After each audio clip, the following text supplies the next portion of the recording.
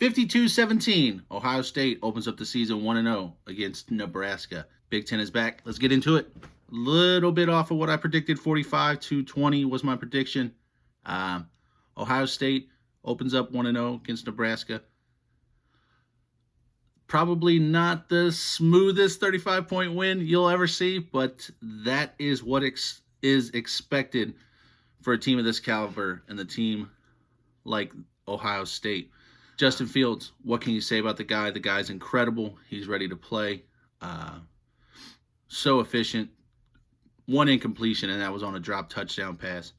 Olave, tough catch, not discrediting for that. He got his legs taken out from under him, who got beat up yesterday. Beat up.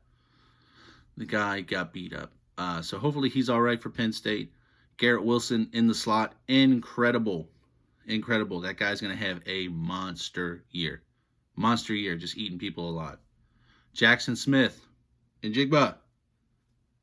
Catch of the year already? Unbelievable.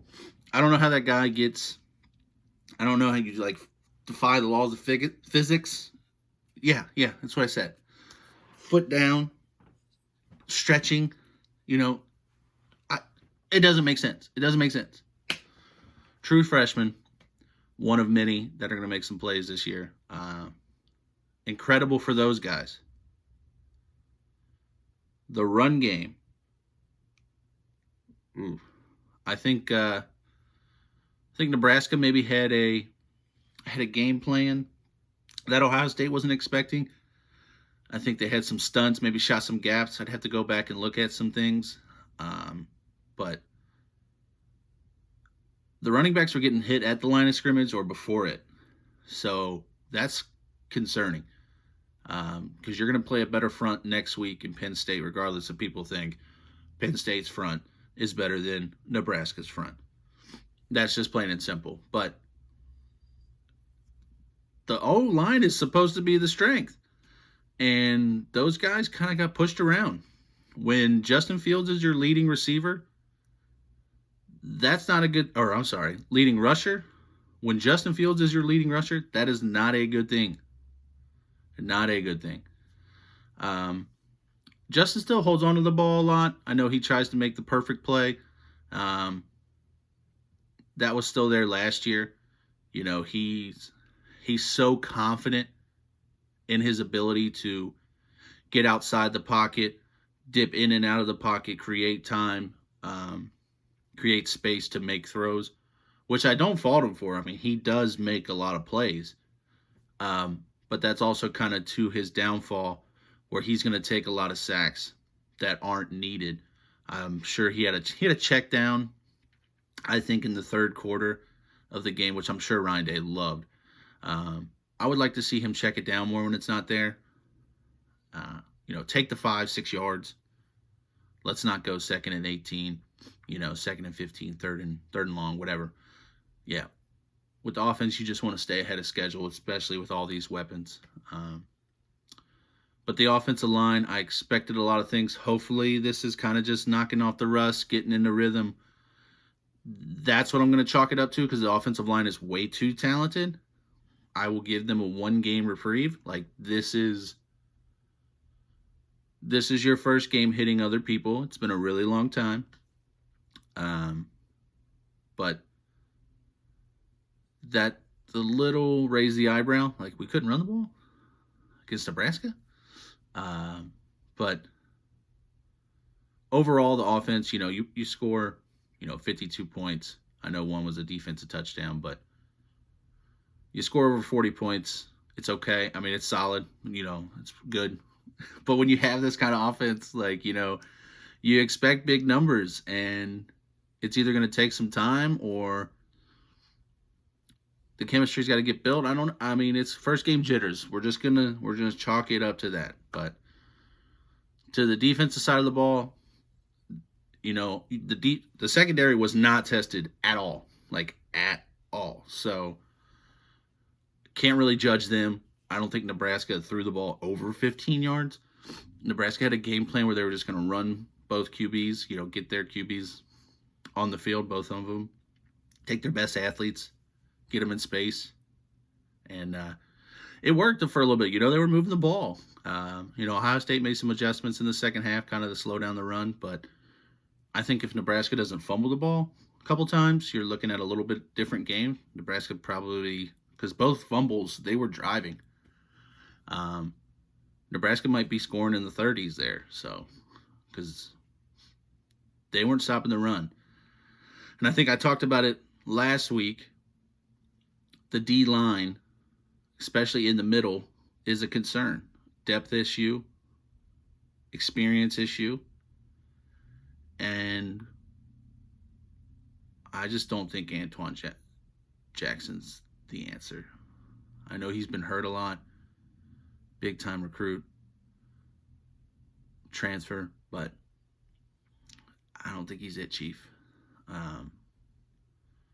But shout out Haskell Garrett. Shout out you, sir.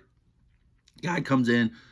A couple months ago, guy got shot in the face, people. Shot in the face. And he comes in, gets back-to-back sacks, changes the momentum of the game. That was a 3-point game. He gets those sacks.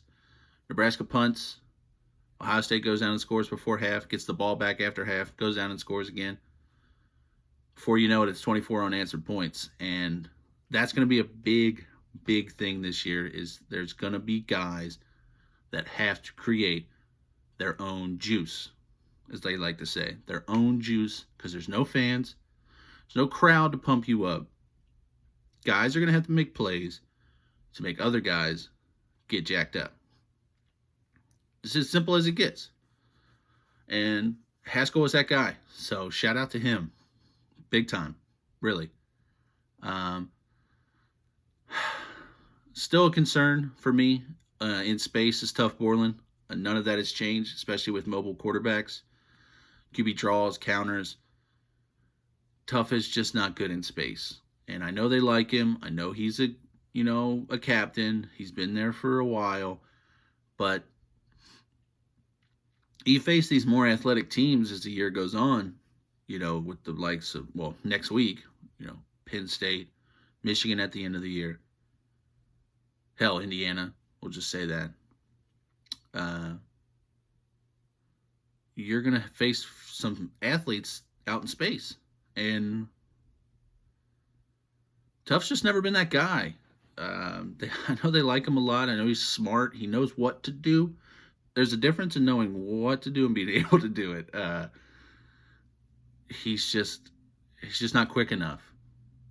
And there's a couple plays yesterday where he's kind of lost out in space.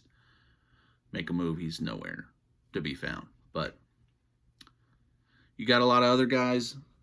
I think the future's kind of bright with all these young, more athletic linebackers. But I think they're going to ride or die with Tough. So that's definitely something to look at down the road. But overall, a 52-17 win, a 35-point win, and it still feels a little weird. I mean, that just shows you the expectations and what people want to see from this roster. It's just domination. And it's week one. First game hitting somebody else. It got a little sluggish. Got a little, just need to get the juices going. But we'll chalk that up to week one because, week two is definitely big. We'll kind of know more there. So, if you told me Nebraska's going to score 17 points against Ohio State, I would have signed right up for it. So, yeah, we'll take it. We will take it. And Scott Frost might want to run some tackling drills, my guy. I don't know what that was. I don't know what Joe Klatt was talking about. There might have been a few questionable ones, but to have like 4 or 5 targetings in a game, what are you doing? What are you doing? I mean, launching, leading with their helmets, leading with their shoulders to the head or neck area. That's targeting. That's targeting. Pretty plain and simple. And for a while there, it looked like Nebraska was just headhunting. So, but it is what it is. I think Ryan Day, I know Ryan Day apologized for that late touchdown, but my Galaxy brain is like, all right, you want to do you want to do like some dirty hits? Okay, take this last touchdown home with you. So yeah, we'll take it. But if you guys listen to the last episode at all, the Fundamental 5, this guy, me, 5-0. 5-0 in the picks. You should have made some money. 5-0. UC, plus 2.5. They win by 29. Liberty, minus, I think it was 10.5 when I bet it. They win by 30.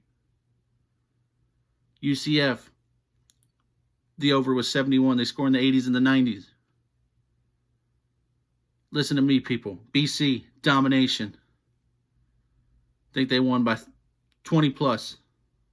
Tulsa on Friday. Wins by 30, I think. Easy money. Easy money, people. 5-0, this guy. 5-0. But I'll be back next week previewing the Penn State game, dropping Friday. Hopefully, things get a little tightened up. They'll definitely look at some film and get some stuff situated. I'll give you another 5 picks. Probably go 5-0 again. This guy's on a heater, so listen to me. I know what I'm talking about. I'm smart. Okay. Next week, Penn State. Best thing about being 1-0.